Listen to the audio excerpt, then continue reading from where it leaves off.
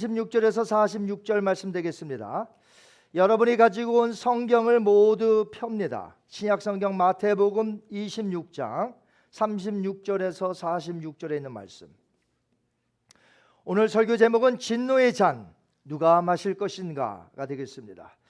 마태복음 26장 36절에서 46절 찾으신 줄 알고요, 저와 여러분이 한 절씩 교독하시고 마지막 절 다 같이 읽습니다. 제가 먼저 읽겠습니다. 이에 예수께서 제자들과 함께 겟세마네라 하는 곳에 이르러 제자들에게 이르시되 내가 저기 가서 기도할 동안에 너희는 여기 앉아 있으라 하시고 베드로와 세베대의 두 아들을 데리고 가실새 고민하고 슬퍼하사 이에 말씀하시되 내 마음이 매우 고민하여 죽게 되었으니 너희는 여기 머물라 나와 함께 깨어 있으라 하시고 조금 나아가서 얼굴을 땅에 대시고 엎드려 기도하여 이르시되 내 아버지여 만일 할만하시거든 이 잔을 내게서 지나가게 하옵소서. 그러나 나의 원대로 마옵시고 아버지의 원대로 하옵소서 하시고 제자들에게 오사 그 자는 것을 보시고 베드로에게 말씀하시되 너희가 나와 함께 한 시간도 이렇게 깨어 있을 수 없더냐. 시험에 들지 않게 깨어 기도하라. 마음에는 원이로되 육신이 약하도다 하시고 다시 두 번째 나아가 기도하여 이르시되 내 아버지여 만일 내가 마시지 않고는 이 잔이 내게서 지나갈 수 없거든 아버지의 원대로 되기를 원하나이다 하시고 다시 오사 보신즉 그들이 자니 이는 그들의 눈이 피곤함이로라. 또 그들을 두시고 나아가 세 번째 같은 말씀으로 기도하신 후 이에 제자들에게 오사 이르시되 이제는 자고 쉬라. 보라 때가 가까이 왔으니 인자가 주인의 손에 팔리느니라. 같이 읽습니다. 일어나라 함께 가자. 보라 나를 파는 자가 가까이 왔느니라. 아멘. 살아계신 하나님의 말씀입니다. 여러분은 사람들이 두려워하는 것이 무엇인 줄 아십니까? 가장 두려워하는 것이 바로 죽음입니다. 옆에서 사람들이 죽는 것을 지켜보면서 그동안 소중하게 여겼던 것이 아무 의미가 없고 소용도 없는 것을 보면서 역시 가장 두려운 것은 죽음이야 라고 사람들은 다 이구동성으로 말합니다. 그렇지 않은가요? 히브리서 저자도 인간은 죽음을 한평생 두려워한다고 이렇게 말했습니다. 한번 히브리서 2장 15절에 얼마나 잘 표현했는지 몰라요. 한번 읽겠습니다. 시작. 또 죽기를 무서워함으로 한평생 매여 종로로 타는 모든 자들을. 그런데 더 큰 문제가 있습니다. 사람들이 이 죽음은 두려워하면서도 정작 그 죽음 후에 되어질 사건에 대해서는 두려워하지 않는다는 것이에요. 죽음으로 다 끝나는 것이 아니건만 죽음 후에 반드시 심판이 있다고 성경은 말하는데 사람들은 이 죽음 이후에 죽음은 두려워해도 그 죽음 이후의 사건에 대해서는 두려워하지 않는다는 거죠. 왜 그래요? 모르기 때문에. 자신이 죽어본 경험이 없잖아요. 내가 죽어본 경험이 있고 그 후에 무슨 일이 일어나는지를 내가 경험했다면 알 텐데 죽음도 아직 경험해 보질 못했어요. 그러니 그 죽음 후에 어떤 일이 벌어질지 모르니까 두려워하지 않는다는 것입니다. 그러나 성경은 분명히 오늘 말하고 있습니다. 분명하게 죄로 인한 죽음과 그 후에 어떤 일이 일어날지 우리에게 분명하게 가르치고 있습니다. 먼저 사람이 죽는 이유를 성경은 이렇게 말하고 있습니다. 로마서 6장 23절 시작. 죄의 싹은 사망이요. 그러니까 사람이 왜 죽어요? 죄 때문에 죽는 거예요. 오늘 수많은 사람들이 여러 모양으로 죽습니다. 재앙으로 죽고 자동차 사고로 죽고 병들어 죽고 여러 모양으로 죽으나 그건 표면적인 거고 원래 모든 사람이 죽는 이유는 죄 때문에 죽는 것이에요. 히브리서 9장 27절에는 그 죽음 이후에 모든 자들에게 어떤 일이 일어나는지를 가르치고 있습니다. 한번 볼까요? 9장 27절 시작. 한번 죽는 것은 사람에게 정하신 것이요 그 후에는 뭐라고요? 심판이 따르리니. 여러분 믿으세요? 이거 믿으셔야 돼요. 안 믿으면 큰일 난다는 거예요. 죽음 후에 심판이 있다는 거예요. 하나님의 심판. 자, 종합해 보면 이렇습니다. 사람이 죽는 이유는 뭐예요? 죄 때문이고, 그 죽음에는 모든 사람이 하나님의 심판을 맞이하게 된다는 것입니다. 그만큼 이 죽음은 사람들에게 너무나 강력한 재앙이에요. 더 나아가서 죽음 후에 공의로운 심판이 있기 때문에 실수 그런 거 없습니다. 완전히 공의로운 하나님이 심판하시기 때문에 거기에는 미스테이크라는 것이 있을 수 없어요. 죄로 인한 이런 죽음은 끔찍한 하나님의 저주요 무서운 진노입니다. 이 무서운 저주와 진노에서 그럼 벗어날 길은 없는 것일까요? 사람에게는 아무도 예외가 없이 다 이 저주와 진노 아래에 놓여져 있습니다. 그러나 공의로우신 하나님께서 동시에 그분은 사랑의 하나님이시기 때문에 인간에게 그 저주와 이 진노를 벗어날 유일한 해결책을 우리에게 주셨습니다. 그것을 가리켜서 신학적인 표현으로 이렇게 말해요. 한번 따라 하실까요? 다시 한번 하나님의 구원 계획. 자, 하나님의 무슨 계획이요? 인간을 향한 구원 계획이 있으시다는 것이에요. 자, 우리가 받을 하나님의 저주와 무서운 진노의 심판을 누군가 나 대신, 누군가 우리 대신 받아만 주신다면, 그러면 우리가 구원 얻는 길이 열릴 수 있다고 하나님이 정해 놓으셨다는 것이에요. 그 새로운 길을 여신 분이 누구냐? 바로 예수 그리스도 하나님의 아들인 줄 믿습니다. 그 새로운 길에 대해서 예수님이 이렇게 말씀하셨어요. 요한복음 14장 6절 말씀, 제자 훈련 1:1 양육 다 외우셨을까요? 한번 외우시는 분은 눈 감고 한번 외워보세요. 모르시는 분은 그냥 봐도 되고요. 시작. 예수께서 이르시되 내가 길이요 진리요 생명이니 나로 말미암지 않고는 아버지께로 올 자가 없느니라. 예수님께서 길에 대해서 말씀하셨어요. 내가 곧 길이요 아버지께로 가는 길이라 이거죠. 내가 아니면, 예수님 말씀하시는 거예요. 내가 아니면 아버지께로 갈 수 있는 길이 없다는 것이에요. 차단됐다. 그러나 내가 오므로 길을 열었으니 예수님이 말씀하시는 거죠. 그러니까 하나님께서 그 아들을 보내신 이유는 아주 간단하고 명료합니다. 죄인들이 받을 저주와 그 진노를 대신 받기 위하여 예수님이 십자가에 달리셨고요, 누구든지 그를 믿는 자마다 영생의 길이 열렸다 이것이죠. 자, 이제 오늘 본문 겟세마네 동산에서 기도하셨던 마지막 장면을 이런 의미에서 한번 살펴보기를 원해요. 자, 예수님은 하나님이 주시는 잔이 있는데 이게 마실 때가 가까웠음을 알고 있었습니다. 이제 몇 시간 후면 그 잔을 마셔야 돼요. 그렇다면 그 잔은 무엇을 의미하며 예수님은 겟세마네 동산에서 그 잔을 어떻게 해달라고 기도했을까요? 마태복음 26장 39절 읽겠습니다. 시작.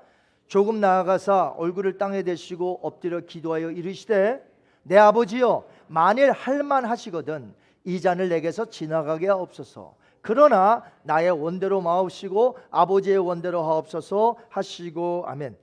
예수님의 기도는요, 그 잔을 받지 않게 해달라고 자신의 뜻을 지금 요청하고 있습니다.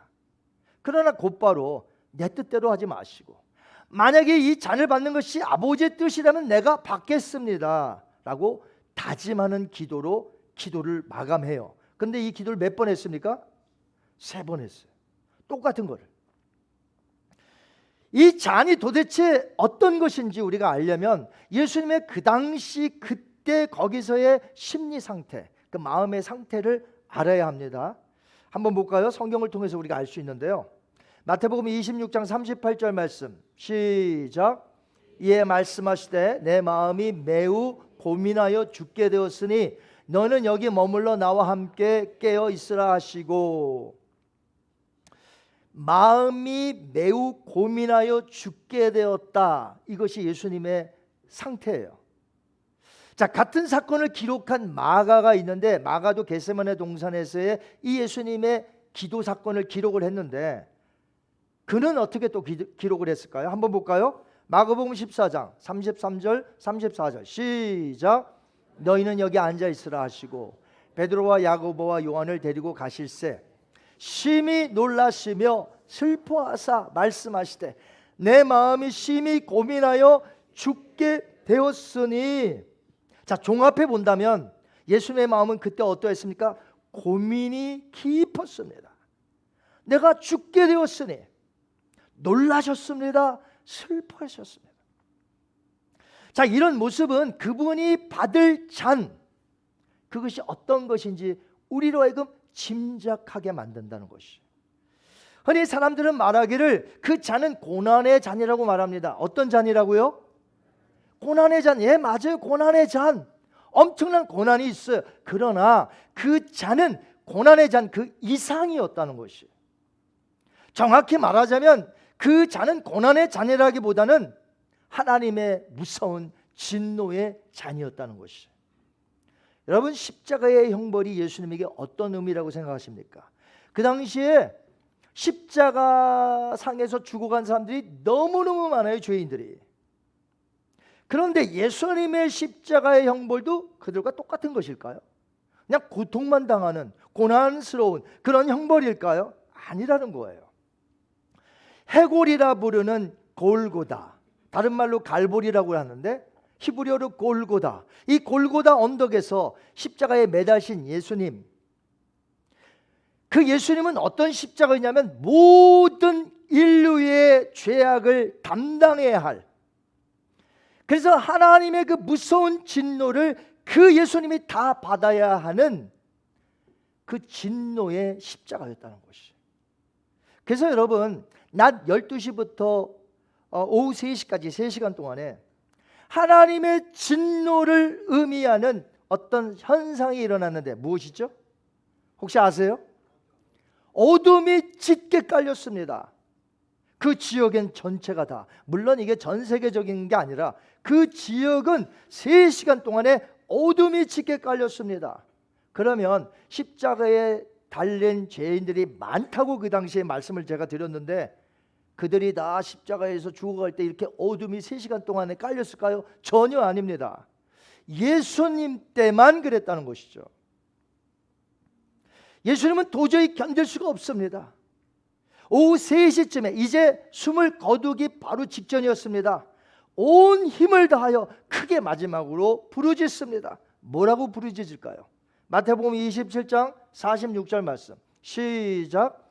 제9시쯤에 예수께서 크게 소리질러 이르시되 엘리 엘리 라마 사막다니 하시니 이는 곧 나의 하나님 나의 하나님 어찌하여 나를 버리셨나이까 하는 뜻이라.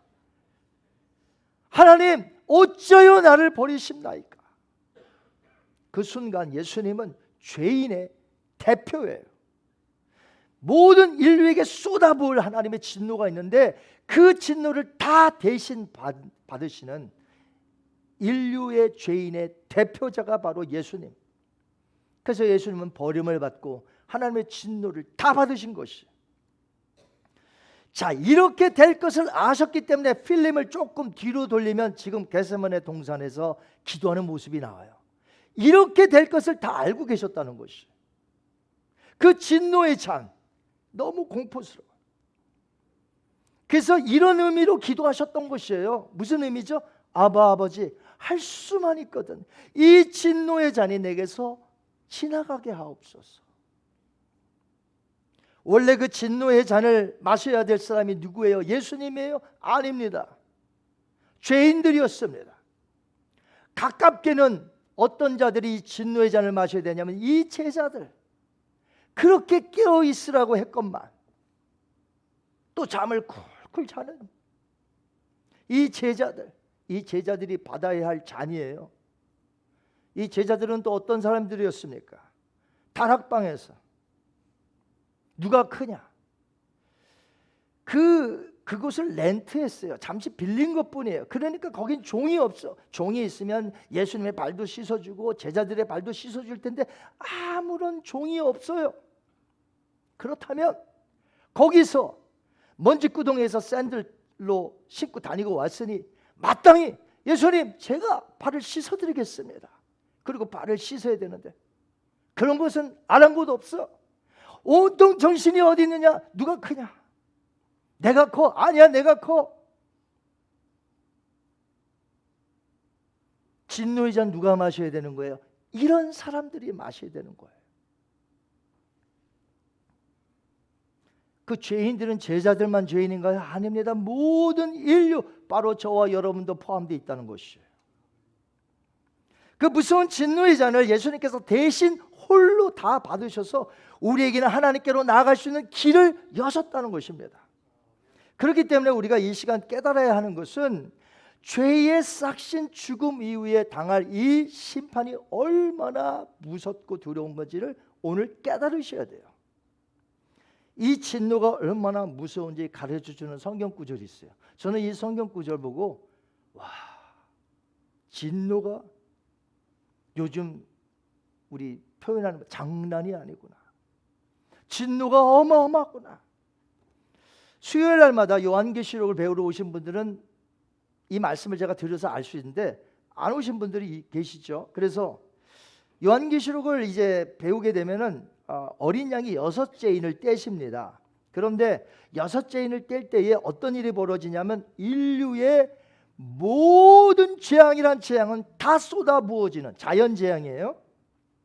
이때 뭐 불심판, 지진, 뭐 섭터, 화산 다 온통 온 세계가 그렇게 되어지는데 그때 예수님을 믿지 않는 자들이 그 어린 양의 그 진노의 낮 그리고 하나님 보좌에 앉으신 이의 그 얼굴을 피하기 위해서 이렇게 애절하게 요청을 합니다. 어떻게 요청을 할까요? 한번 보실까요? 요한계시록 6장 15절에서 17절 말씀 시작. 땅의 임금들과 왕족들과 장군들과 부자들과 강한 자들과 모든 종과 자유인이 굴과 산들의 바위 틈에 숨어 그 다음에요 산들과 바위에게 말하되 우리 위에 떨어져 보좌에 앉으신 이의 얼굴에서와 그 어린 양의 진노에서 우리를 가리라. 그들의 진노의 큰 날이 이르렀으니 누가 능히 서리요 하더라. 이들의 요청이 뭐예요? 보좌에 앉으신 이는 하나님, 그리고 어린 양은 그 진노가 너무 무서워서 그러니까 요청합니다.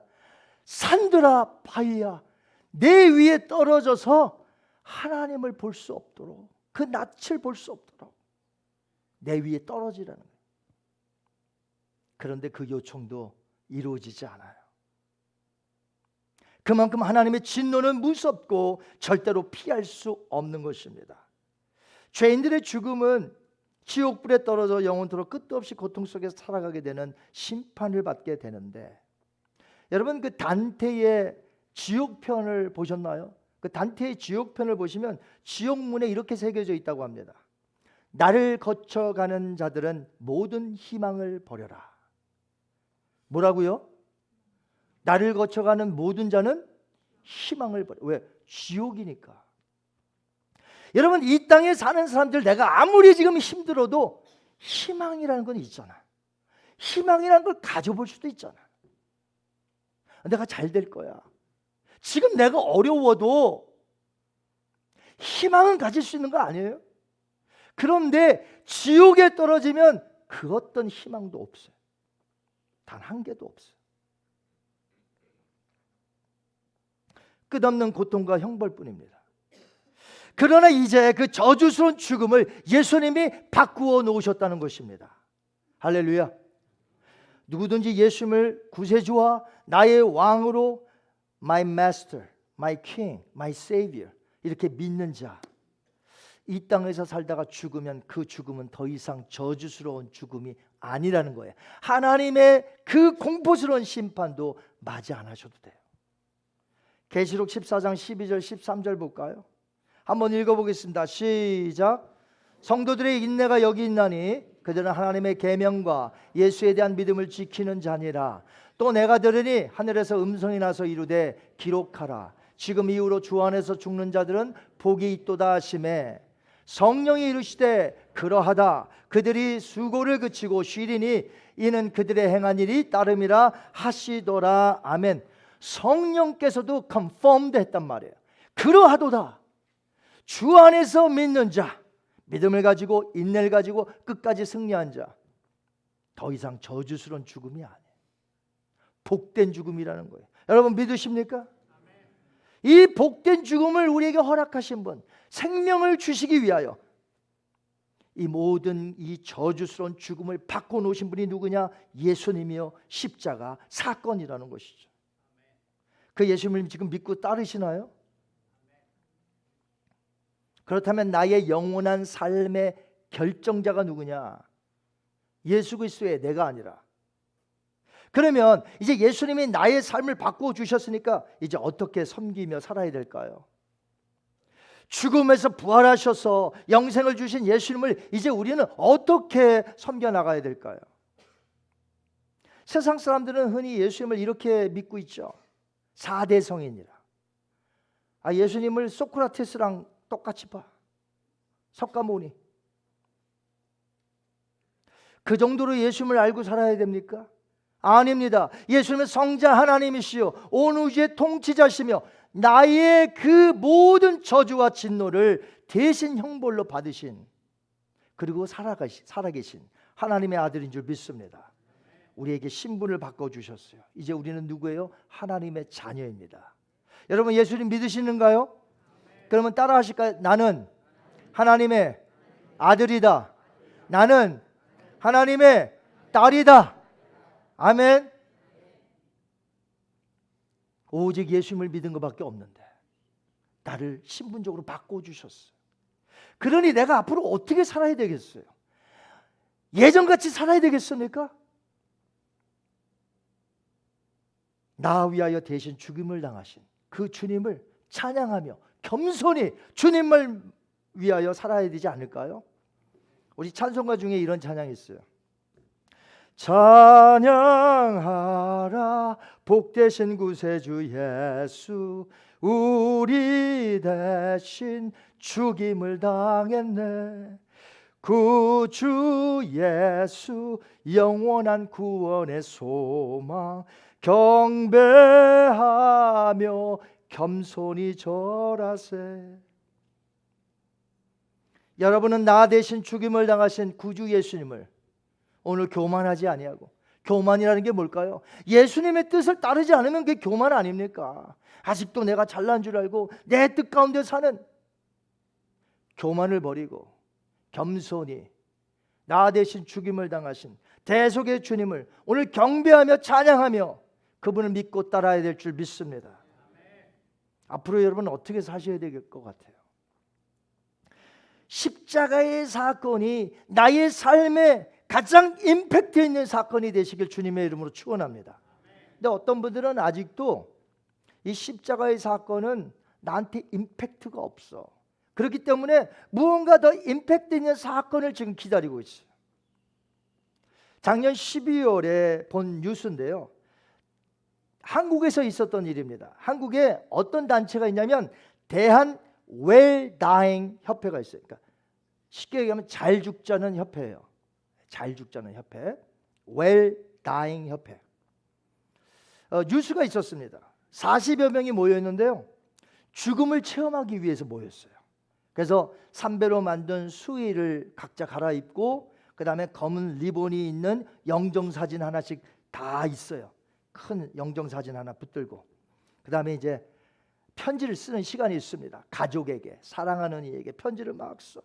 편지 쓰면서 막 눈물이 떨어져. 그리고 이제 관 속에 들어가 눕습니다. 그러면 이제 관 뚜껑을 덮어줘요. 모르겠어요. 못도 박는지 아니면 그냥 꽝꽝 소리만 내는지. 이날 행사에 참가한 교육자들이 40여 명 된다고 그래요.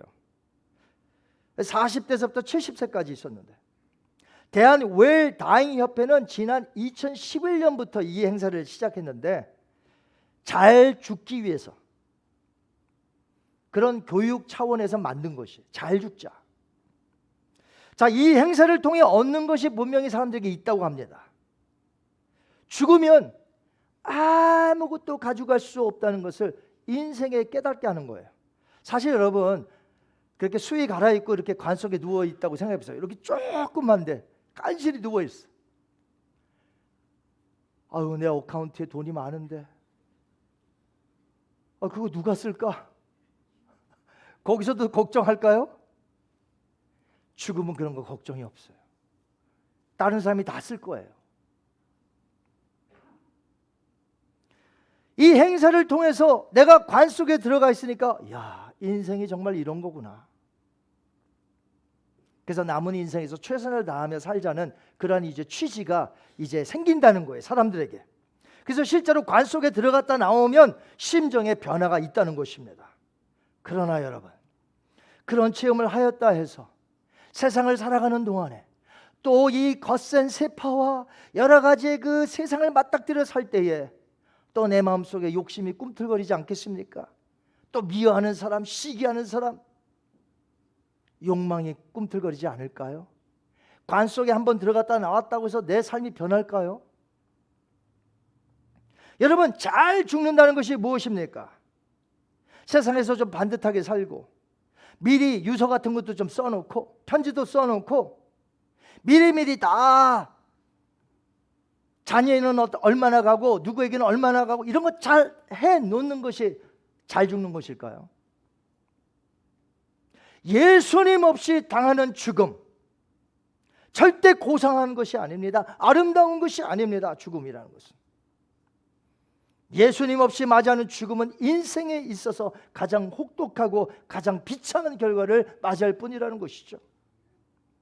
그렇기 때문에 우리는 관에 들어가 뚜껑을 닫는 체험을 여러 차례 해도 우리의 속성은 변하지 않습니다. 또한 천주교에서처럼 실제 이맘때 되면 그 똑같은 무게의 십자가를 지고 가는 그런 퍼포먼스를 체험을 한다 할지라도 사람은 변하지 않아요. 그런 식의 고난의 동참을 우리 주님이 원하시는 것이 아닙니다. 우리는 성령의 도우심을 받아 2000년 전의 일이지만 그 십자가의 고통 내가 당했어야 되는데, 내가 죽었어야 되는데, 하나님의 진노를 내가 받았어야 되는데 예수님이 대신 받아주셨으니 그 십자가의 사건만 기억하면 감사와 눈물이 나오고 내 삶을 온전히 주님 앞에 드려야 되겠다. 여러분, 그러한 신앙을 가지시기를 주님의 이름으로 축원합니다. 갈라디아서 2장 20절 외우시는 분 있나요? 앞에 부분 다 외우실 것 같은데 한번 우리 앞에 부분만 외워볼까요? 네. 갈라디아서 2장 20절 어떻게 하죠? 내가 그리스도와 함께 십자가에 못 박혀 죽었나니. 자, 뭐라고 되어 있습니까? 내가 그리스도와 함께 십자가에 못 박혀 죽었나니. 그렇습니다. 예수님께서 십자가에서 달리셔서 하나님의 진노와 저주를 다 당하신 것은 죄인의 대표라고 했잖아요. 그런데 내가 그것을 믿는 순간 예수님 나 때문에 죽으셨군요, 진노를 받으셨군요, 내가 그분을 믿는 순간 나도 예수님과 함께 십자가에 달린 것으로 하나님이 간주하신다는 거예요. 그러니 나에게 더 이상 저주가 있습니까? 나에게 하나님의 진노가 있습니까? 하나님의 사랑스러운 자녀일 뿐인데요. 그런데 왜 마음의 문을 열지 않고 그 예수님을 받아들이지 않으므로 언제 죽을지 모르는 불안함 속에서 나이 많아서 죽는다고요? 일찍 죽는 사람은 뭔데요? 죽음이 나에게는 비껴간다고요? 오늘 나에게 무슨 일이 일어날지 여러분 아십니까? 저는 모르겠는데.